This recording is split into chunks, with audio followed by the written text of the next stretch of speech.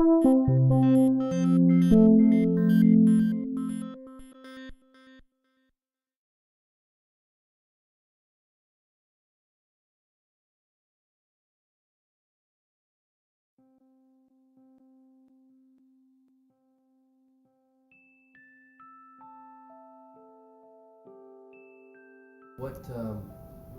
type of experiences did they have they shared with you?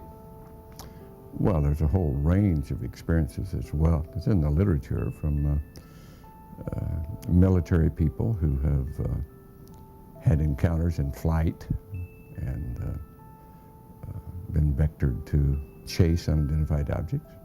People who have official positions whose job was to know about possible extraterrestrial visitation and to do something with it. People within government. And those are the more credible sources because they've had hands-on, first-hand experience with all of this. Whether they come forward or not is up to them. It's, if they want to come out with their information, if they don't feel that they're under security constraints and they somehow get relief or amnesty from any oaths of security, then I would hope they would come forward. There's a lot that does go on with these high security classifications under military rules. I think it's a fairly muddy area when we're talking about this level of activity. Yes, there are some stories that are rather ghastly, as a matter of fact. Now, I can't validate those. I don't know that they're necessarily true. But like many other stories, they put fear in the hearts of people, and that's perhaps why many of the people don't want to come forward. Well, my interest basically is what's the nature of the universe we live in? What is our relationship to the larger reality? If that's a part of the larger reality and we're denying it, that to me is unconscionable. I don't live that way. If I went into space to learn about the universe we live in, to get new insights, to go beyond the boundaries of our known existence.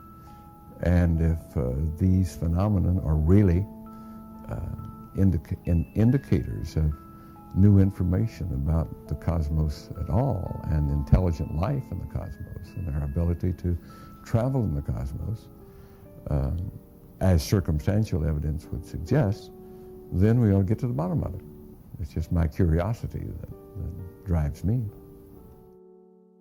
There seems to have been, over the last 50 years at least, and more, a great deal of secrecy surrounding the so-called UFO event. It's a very complex subject. We're not dealing with something very simple here. If we take well, we have sightings of all sorts.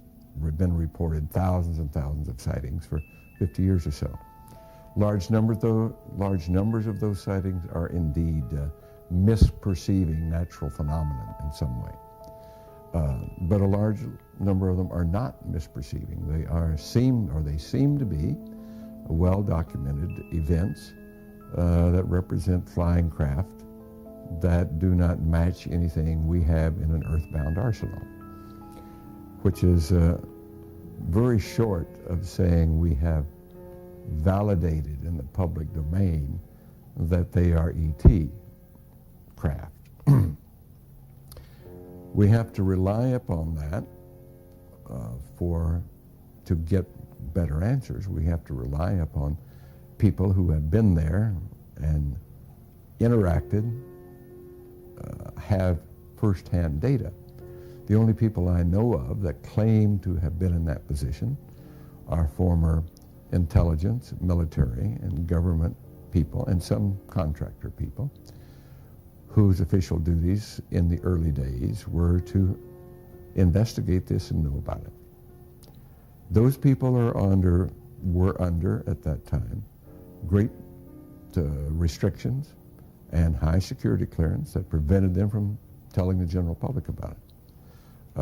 It would appear that period has long passed, but they're still under security restriction, or at least believe they are. There have been ET visitation, there have been crashed craft, there have been material and bodies recovered, and there is some group of people somewhere that may or may not be associated with government at this point, but certainly were at one time, that have this knowledge and have been attempting to conceal this knowledge or not permit it to be widely disseminated. So who do you think is in control of this knowledge at this point? I cannot answer that.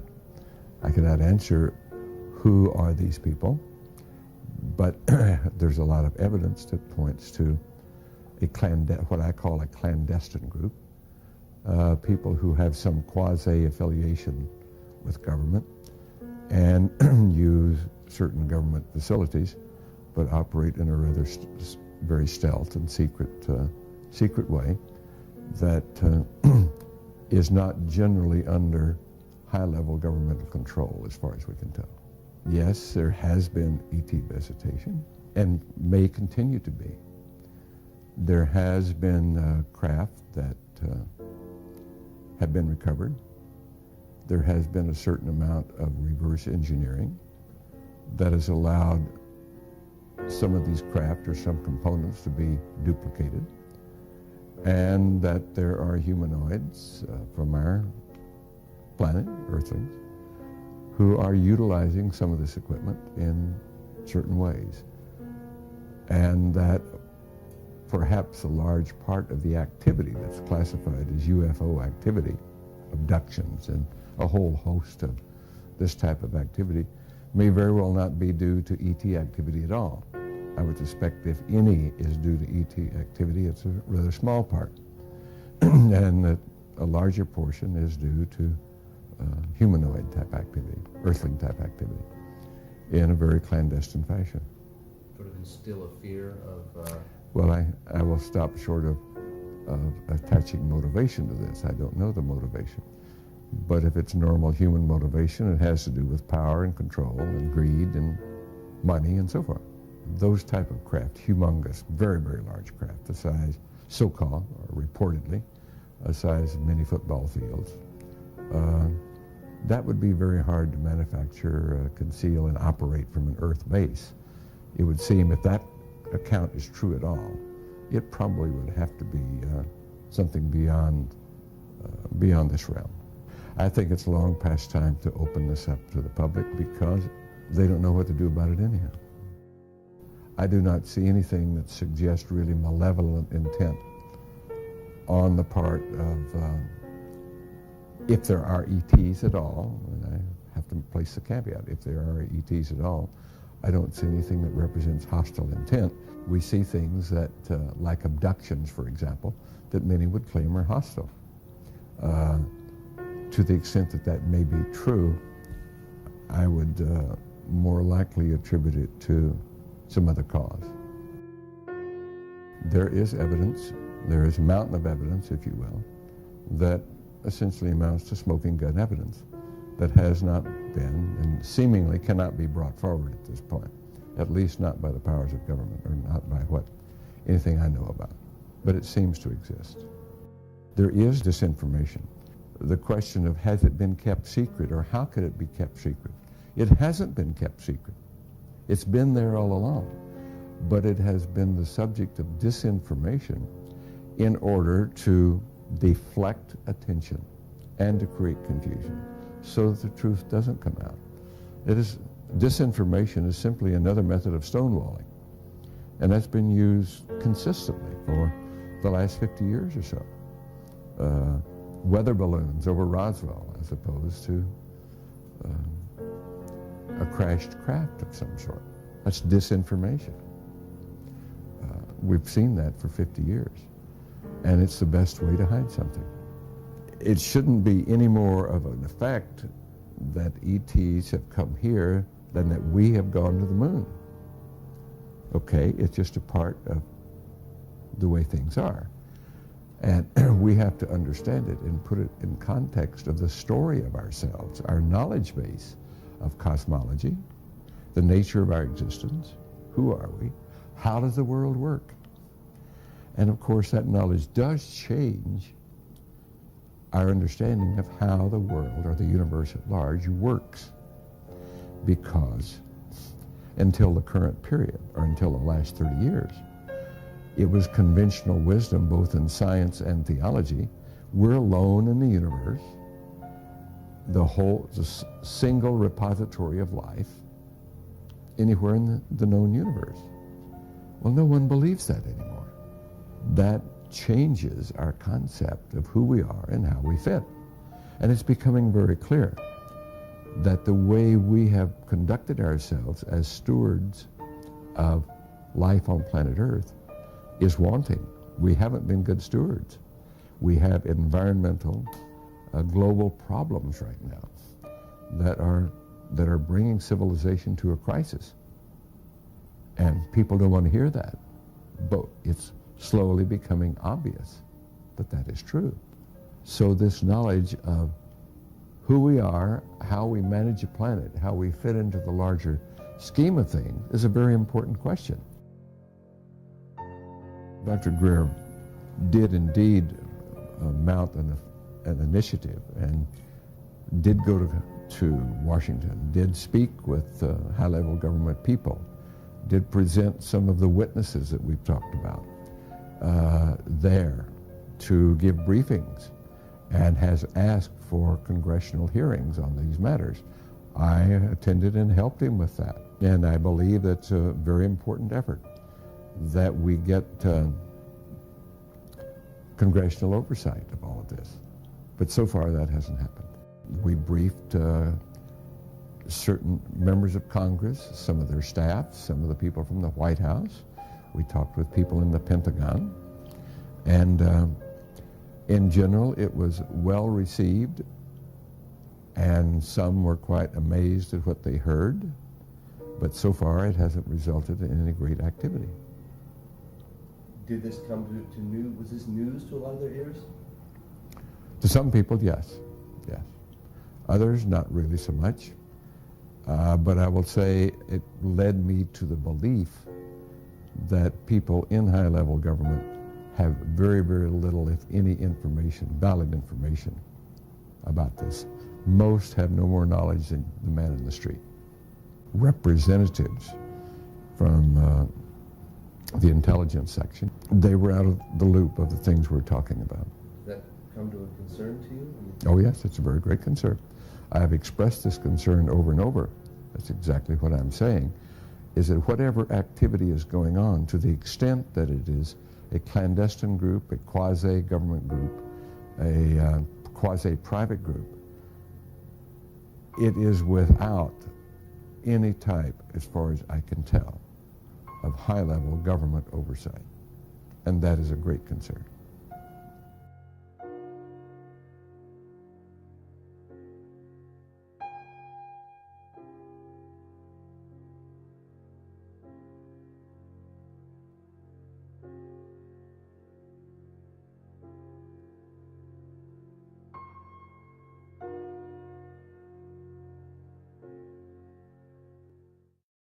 Experiences as well. It's in the literature from military people who have had encounters in flight and been vectored to chase unidentified objects. People who have official positions whose job was to know about possible extraterrestrial visitation and to do something with it. People within government, high security classifications under military rules. I think it's a fairly muddy area when we're talking about this level of activity. Yes, there are some stories that are rather ghastly, as a matter of fact. Now, I can't validate those. I don't know that they're necessarily true. But like many other stories, those are the more credible sources because they've had hands-on, first-hand experience with all of this. Whether they come forward or not is up to them. It's, if they want to come out with their information, if they don't feel that they're under security constraints and they somehow get relief or amnesty from any oaths of security, then I would hope they would come forward. There's a lot that does go on with these. They put fear in the hearts of people, and that's perhaps why many of the people don't want to come forward.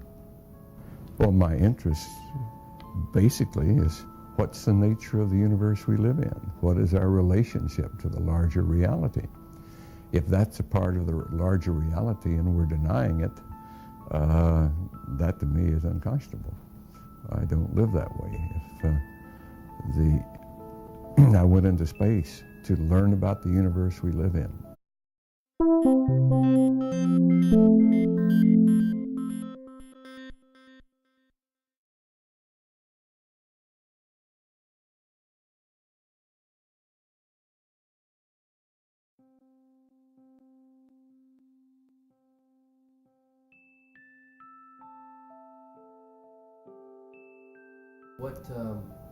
What type of experiences did they have they shared with you? Well, there's a whole range of experiences.